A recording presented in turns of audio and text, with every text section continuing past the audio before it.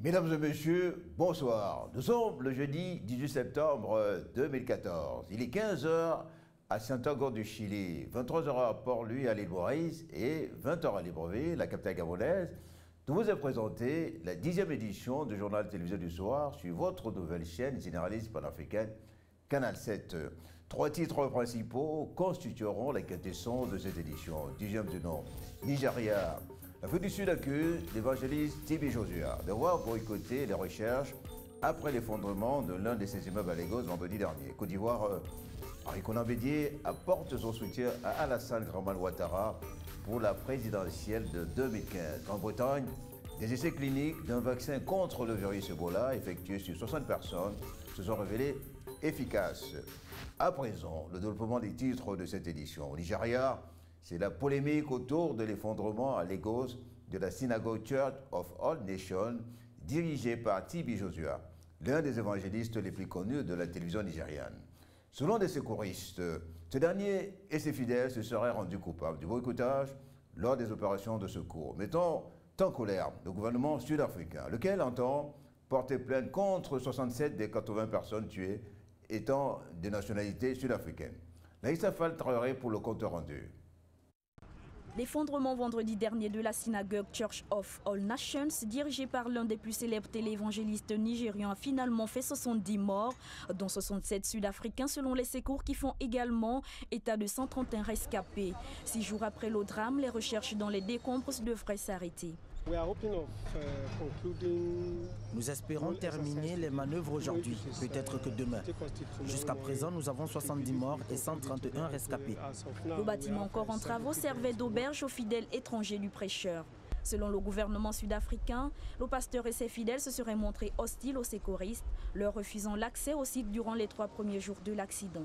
L'Église ne coopère pas du tout avec les secouristes, a déclaré le porte-parole de l'Agence nationale des secours pour la région du Sud-Ouest, Ibrahim Farinloy, ajoutant que durant les 3 premiers jours après l'accident, les gens de l'Église se sont montrés très hostiles et ont empêché les responsables des secours d'accéder au site. Le téléévangéliste est donc mis en cause pour son manque de coopération avec les secouristes en attendant la vérification de la qualité du matériel de construction de toutes ces bâtisses et l'altitude des avions qui survolaient la zone au moment de l'accident afin d'éviter qu'un tel drame ne se reproduise ailleurs. Toujours au Nigeria, la ville de Kano a été une nouvelle fois le théâtre d'une agression djihadiste. Le groupe terroriste Boko Haram a piégé l'Institut fédéral de l'enseignement supérieur de Kano par le truchement d'un explosif sous forme d'un gilet censé exploser au sein de cet établissement culturel. Une attaque sanglante qui a provoqué de nombreux morts et plusieurs dégâts matériels. Les détails avec Marina Mendeman. 13 morts et 34 blessés, c'est le bilan enregistré au lendemain des tirs et de l'explosion survenue à Kano, dans le nord du Nigeria ce mercredi, par les kamikazes de Boko Haram. Une fois de plus, le campus de l'Institut fédéral d'enseignement supérieur de Kano est victime des agressions de ce groupe terroriste qui ne cesse de perturber la stabilité du pays. L'attaque a eu lieu dans un auditorium de ce centre de formation. C'est à l'aide d'un gilet piégé porté par l'un des assaillants que le coup de fusil lancé par un officier a provoqué l'explosion, détruisant sur son passage des véhicules et un amphithéâtre. Cette partie du pays, majoritairement occupée par des musulmans, est la cible parfaite du groupe islamiste Boko Haram. En juillet dernier, 2 établissements scolaires, l'Institut Polytechnique et une université de la ville, ont connu des agressions laissant pour mort près d'une dizaine de personnes. Le président Goodluck Jonathan a réagi devant cette nouvelle attaque que vient d'enregistrer la 2e ville du Nigeria. Il a présenté ses condoléances aux familles éplorées et souhaité un bon rétablissement aux blessés. Une attitude bienfaisante qui cache mal aujourd'hui l'impuissance de l'armée face à la machine djihadiste de Boko Haram. Au Niger, les agents de l'administration des mines sont en grève pour 48 heures et réclament l'adoption d'un statut particulier et une indemnité substantielle. Un engagement pris par le gouvernement depuis le 17 mars 2014 et qui n'a toujours pas été honoré. Un reportage de notre rédaction. 48 heures, c'est le temps que va durer cette grève entamée ce mardi 16 septembre 2014 par le syndicat national du personnel des administrations des mines et de l'énergie.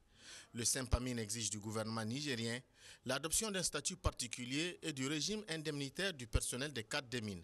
Un engagement pris par le gouvernement depuis le 17 mars 2014 et qui n'a toujours pas été honoré selon Souleymane Ilyassou Magaji, secrétaire général du Sempamine. Ce que nous déplorons, c'est la rupture d'égalité.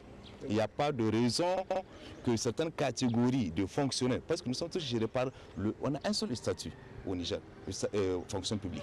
Si on avait deux statuts, par exemple en France ou dans certains pays où vous avez deux statuts de fonction publique, là je comprends, mais nous avons le même statut. Donc il n'y a pas de raison qu'il y ait cette rupture d'égalité, que les autres aient et que nous n'ayons pas. Cette grève qui paralyse l'administration des mines n'aurait pas dû se tenir, estime le secrétaire général adjoint du ministère des Mines. De l'avis de Hassan Garba, le gouvernement a pris toutes les dispositions pour régler toutes les questions dans un bref délai. Nous accusons un certain nombre de retards qui sont quelque peu répétitifs dans le règlement de ces arriérés.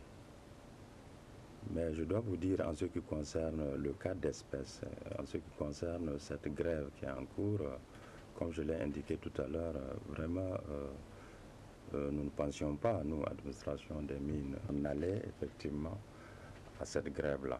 D'autant plus que, comme je l'ai indiqué tout à l'heure, de bonnes dispositions ont été prises au niveau des finances qui permettent de penser légitimement que dans les 112 heures, ou en tout cas au plus tard à la fin de la semaine, et dans le pire des cas, en début de semaine prochaine, la question sera réglée. Aucune discussion n'est encore engagée entre le gouvernement et le syndicat en grève.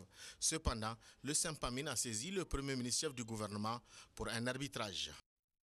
En Côte d'Ivoire, la première dame de ce pays, Dominique Ouattara, a inauguré lundi dernier le bâtiment flambant neuf du centre de la transfusion sanguine situé dans le département de Daokro, à l'occasion de la visite d'État que le président ivoirien effectue dans ces régions depuis quelques jours. Et ce, en présence de la First Lady, Ariel Konambedié, et du ministre de la Santé et de la lutte contre le sida, Mathias Akam, pour le compte rendu.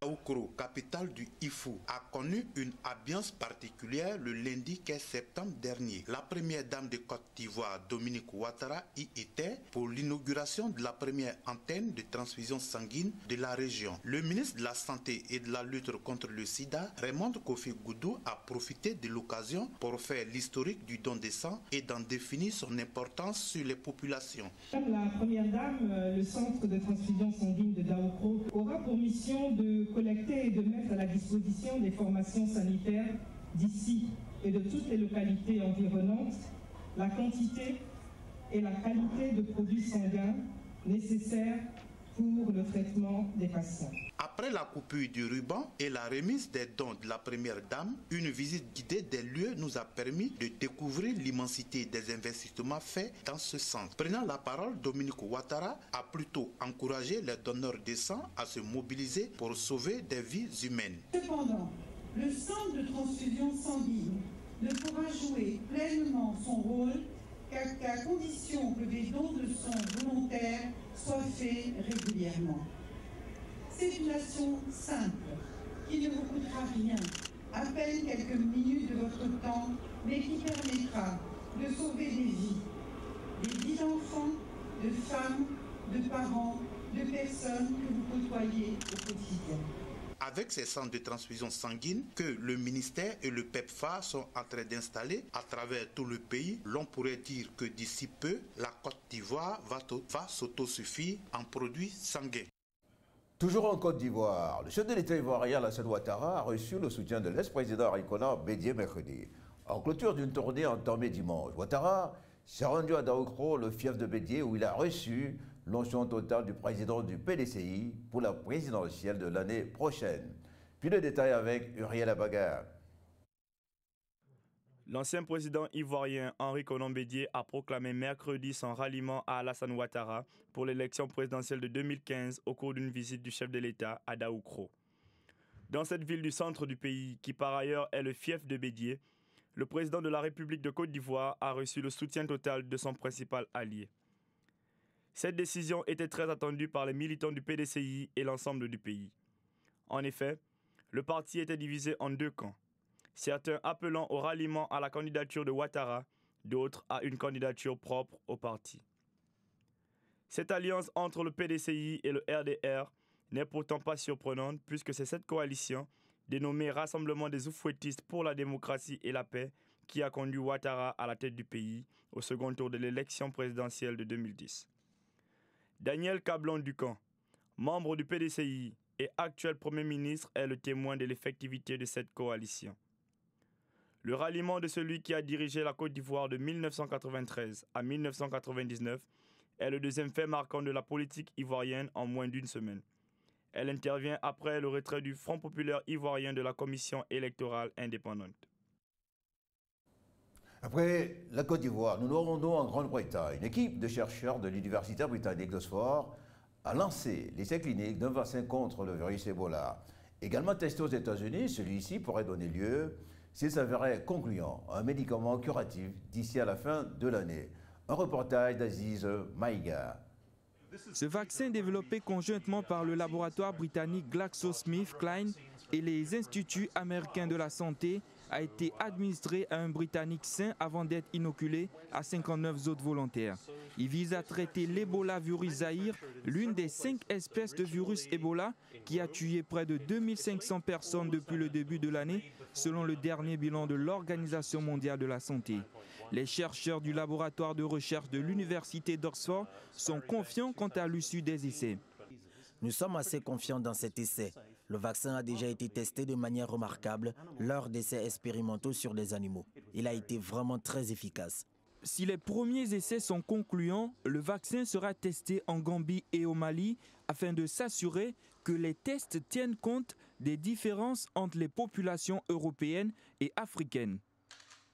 Nous poursuivrons rapidement, sans doute dans les prochaines semaines, par des essais en Afrique de l'Ouest, basés également sur des volontaires. Une fois ces 2 essais effectués, nous devrions être en mesure de prendre une décision, à savoir si ce vaccin peut être déployé dans les pays touchés d'ici la fin de l'année. Au cours des dernières années, des vaccins expérimentaux similaires ont permis de vacciner en toute sécurité des nourrissons et des adultes contre une série de maladies parmi lesquelles le paludisme, le VIH et l'hépatite C. Tous les partenaires sur ce projet se disent optimistes sur le fait que ce vaccin potentiel peut s'avérer utile contre le virus Ebola. En Afrique du Sud, plusieurs délégations des armées étrangères et des acheteurs potentiels se trouvent depuis 2 jours à Pretoria dans le cadre du Salon de l'aéronautique et de la défense organisé par le ministère de la Défense sud-africain. C'est une manifestation opportune qui permet de découvrir les acteurs majeurs de l'armement mondial. Les festivités vont se poursuivre jusqu'au 21 septembre prochain. Carnot Atoumoumengue est au commentaire. L'Afrique du Sud tient depuis mercredi son salon de l'aéronautique et de la défense. Avec 400 exposants et plus de 1500 visiteurs, c'est le plus grand salon aéronautique du continent africain. Organisé sur la base aérienne de Waterkloof près de Pretoria, cette rencontre est le lieu en Afrique de confronter le savoir-faire des industries africaines en matière de défense. Le pays lui-même dispose d'une industrie aéronautique très grande qui s'est développée pendant son isolement international durant la période de l'apartheid. La rencontre de Waterkloof est la preuve, s'il en est besoin, que le continent africain dispose lui aussi des potentialités militaires que l'on peut retrouver en Afrique du Sud et ailleurs. Le pays compte un réseau d'environ 200 petites et moyennes entreprises qui gravitent autour des majors comme Danel et Aérosud. Le plus grand centre de maintenance du continent se trouve donc en Afrique du Sud. Il s'agit de South Africa Technical, qui représente 1300 personnes pour une clientèle de 40 compagnies locales et internationales. Aux États-Unis, la Réserve fédérale américaine, la Fed, a annoncé mercredi de nouvelles baisses relatives à son soutien à l'économie américaine. Cette décision intervient 2 jours après la réunion du comité de politique monétaire de cette institution, laquelle a abouti à la réduction de 10 milliards de dollars mensuels extraits de ces injections de liquidités dans le circuit financier destiné habituellement à fluidifier le récit, le crédit et à soutenir l'activité. Les détails avec Dina Kousseau. À l'issue d'une réunion de 2 jours à Washington, le comité de politique monétaire de la Réserve fédérale a, comme annoncé, réduit de 10 milliards de dollars par mois ses injections de liquidités dans le circuit financier. Et c'est au cours d'une conférence de presse que la présidente de la Banque centrale des États-Unis a transmis le message d'orientation monétaire de son institution. La Réserve fédérale a décidé de faire une nouvelle réduction dans le rythme de ses rachats d'actifs.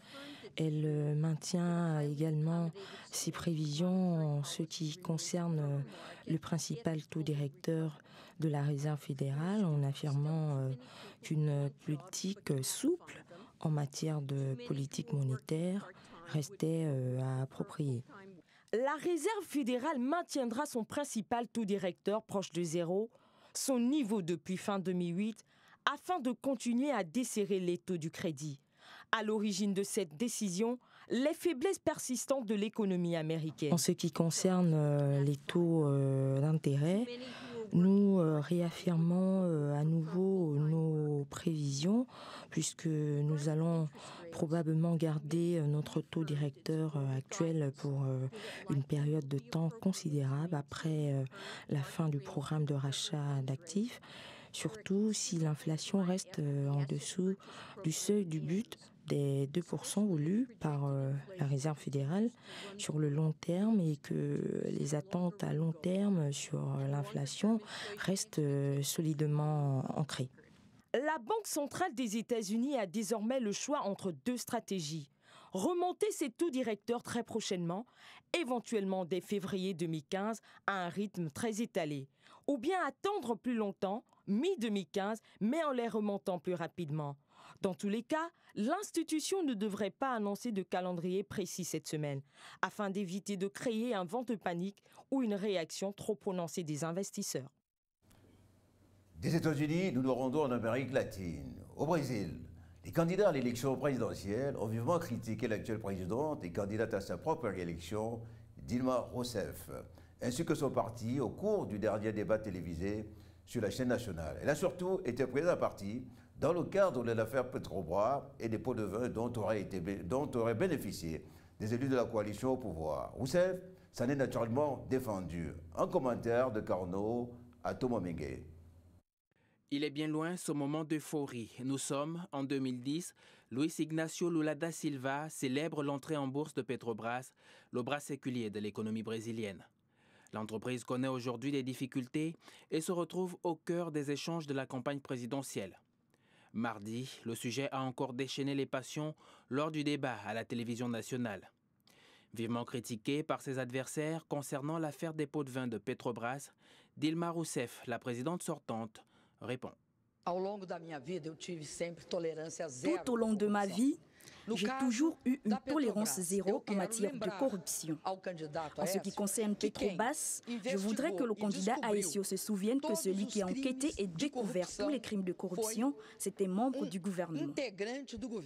Les différents candidats à l'élection présidentielle brésilienne ne l'entendent pas de cette oreille, d'où l'attaque en règle de Marina Silva, la candidate écologiste.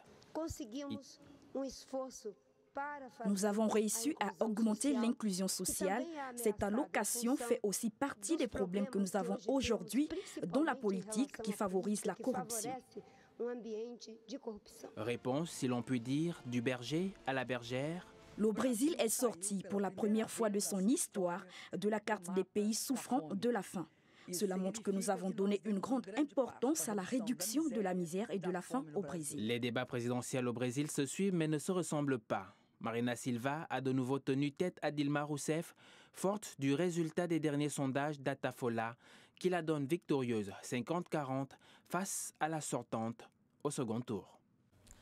La page culturelle de ce journal. Malgré le manque d'infrastructures et de financement, le festival breakdance d'Ouganda, Batalo, a pour ambition de sortir les jeunes de la violence des rues et leur faire découvrir leur riche héritage de danse traditionnelle. Roland Diakou nous en parle. Comment faire du neuf avec de l'ancien? Des pas d'Afro House et des mouvements de Bola ou d'Amagunju, un mix pour raviver l'intérêt pour la culture ougandaise. Le festival Batalo attire les jeunes du Kenya, du Congo et même le champion de France de breakdance venu encourager l'initiative. Ils ont ce qu'on appelle l'instinct, le groupe, cette capacité à donner de la vie au mouvement. Après, ce qu'ils n'ont pas, c'est beaucoup de technique. Ils n'ont pas beaucoup de technique. Des jeunes Ougandais pétris de talents qui pourtant ont du mal à s'intéresser aux quelques 40 danses traditionnelles de leur pays, mais à qui ce cocktail moderne traditionnel permet de revisiter cet héritage. Les jeunes abandonnent leur danse traditionnelle parce qu'ils regardent MTV Base et tout ça. Quand ils regardent ça, ils se disent « qu'est-ce que c'est cette frénésie ?» Ils veulent le faire et au final, ils n'apprécient pas ce qu'ils ont. Le gouvernement ougandais ne voit pas l'art comme une priorité.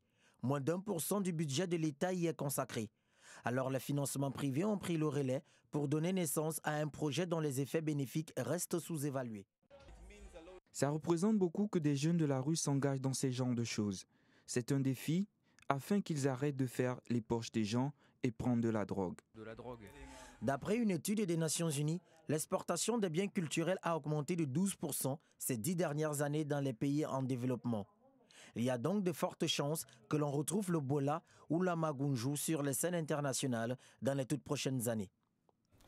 Toujours en page culturelle, au Maroc, les légendes musicales africaines, Johnny Clegg et Youssou N'Dour ont rendu un hommage festif au héros de la lutte anti-apartheid, Nelson Mandela. Dimanche soir à Fès, la capitale spirituelle du royaume charifien, où se tient la 20e édition du Festival des musiques sacrées. Reportage de Roland Diakou.